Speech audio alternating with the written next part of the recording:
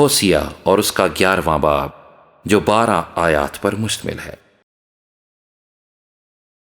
جب اسرائیل ابھی بچہ ہی تھا، میں نے اس سے محبت رکھی اور اپنے بیٹے کو مصر سے بلایا۔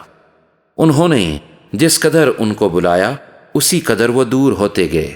انہوں نے بالیم کے لیے قربانیاں گزرانی اور تراشی ہوئی مورتوں کے لیے بخور جلایا۔ میں نے بنی افرائیم کو چلنا سکھایا، میں نے ان کو گود میں اٹھایا، لیکن انہوں نے نہ جانا کہ میں ہی نے ان کو صحت بخشی۔ میں نے ان کو انسانی رشتوں اور محبت کی ڈوریوں سے کھینچا۔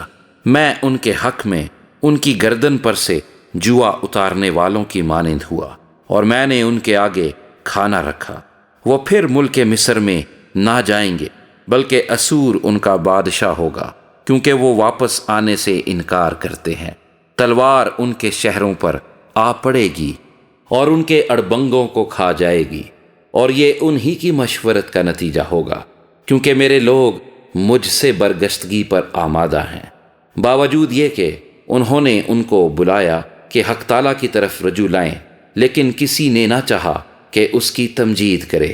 اے افرائیم، میں تجھ سے کیوں کر دستبردار ہو جاؤں؟ اے اسرائیل، میں تجھے کیوں کر ترک کروں؟ میں کیوں کر تجھے ادما کی مانند کروں اور زبوئیم کی مانند بناؤں؟ میرا دل مجھ میں پیچ کھاتا ہے، میری شفقت معجزن ہے۔ میں اپنے قہر کی شدت کے مطابق عمل نہیں کروں گا۔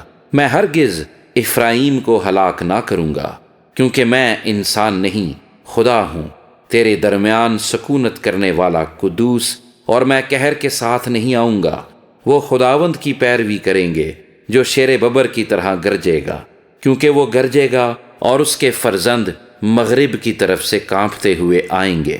وہ مصر سے پرندے کی طرح اور اسور کے ملک سے کبوتر کی مانند کانپتے ہوئے آئیں گے، اور میں ان کو ان کے گھروں میں بساؤں گا۔ خداوند فرماتا ہے، افرائیم نے دروغ گوئی سے اور اسرائیل کے گھرانے نے مکاری سے مجھ کو گھیرا ہے، لیکن یہودا اب تک خدا کے ساتھ، ہاں اس قدوس وفادار کے ساتھ حکمران ہے۔